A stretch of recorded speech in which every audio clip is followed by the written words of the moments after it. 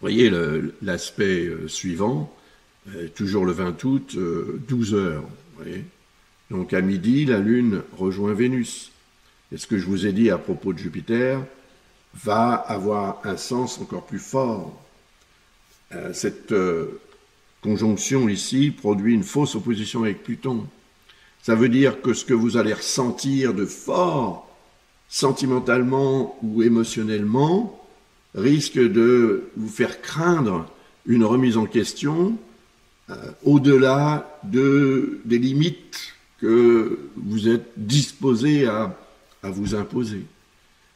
Et si c'est le cas, vous ne profiterez pas, parce que vous craindrez effectivement les conséquences éventuelles. Et puis il y a un faux aspect ici avec cette conjonction Saturne-Neptune, c'est un faux trigone, c'est-à-dire que c'est un potentiel caché, et il va ressembler davantage à une quadrature, donc à une dissonance, que le contraire. Et Saturne et Neptune représentent les conséquences de ce qu'on imagine. Et peut-être la réalisation de votre rêve va dépendre beaucoup du facteur affectif ou sentimental, mais aussi très probablement et davantage du facteur créatif. Il faut faire confiance et il faut agir avec votre cœur pour que vous puissiez réaliser votre rêve, votre idéal, ou gérer une situation qui pourrait le remettre en question, ce rêve ou cet idéal. Il y a une dissonance avec Chiron, et ça n'est pas un aspect caché, donc il faudra aussi vous préoccuper de votre santé, ce jour-là, et de la santé peut-être familiale, de la santé d'un être proche ou cher, de la santé de vos affaires dans un domaine ou dans un autre. Mais bon, Jupiter, la Lune et Vénus sont en Cancer, c'est quand même le signe de la famille. La famille, le foyer, la résidence sont représentés par un signe du Cancer. Et le Bélier, c'est le signe de Mars, où se trouve Chiron. Et Mars est dans le signe de Vesta, en Balance.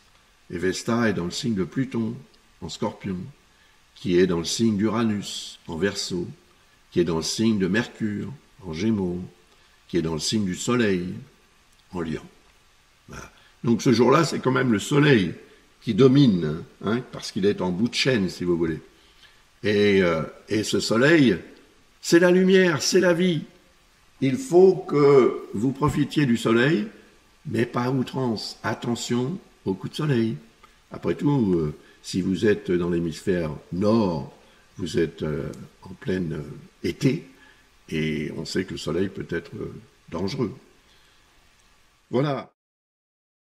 On continue avec l'arrivée de la Lune dans le signe du Lion, parce que c'est le moment où elle va produire une opposition avec Pluton.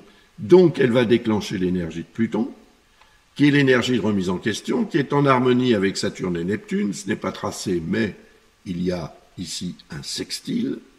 Et la Lune sera en harmonie aussi, et ça n'est pas un faux aspect du tout, avec Saturne et Neptune, et par contre en fausse dissonance avec Chiron. Et il y a aussi un sextile fort avec Uranus. Donc c'est un moment fort, le 21 août, 0 heure, hein, heure universelle bien évidemment. Eh bien, la Lune arrivant ici déclenche l'énergie de Pluton, l'énergie de régénération, en harmonie avec Saturne et Neptune peut permettre effectivement de revoir, hein, et de remettre en question un projet, une situation, l'idéal, la situation positive dans laquelle vous serez, ce que vous allez pouvoir en tirer. On a vu précédemment qu'il pouvait y avoir vraiment des configurations porteuses de réussite et de grande satisfaction. Il faut en profiter. Et oui. Et il y a aussi un lien avec Uranus qui montre le potentiel d'adaptation accrue, la capacité effectivement à tirer parti de l'imprévu, des imprévus, de l'imprévisible. Imprévisible, qui est représenté par Uranus, peut changer votre vie de façon radicale et définitive en bien. Donc profitez-en autant que possible.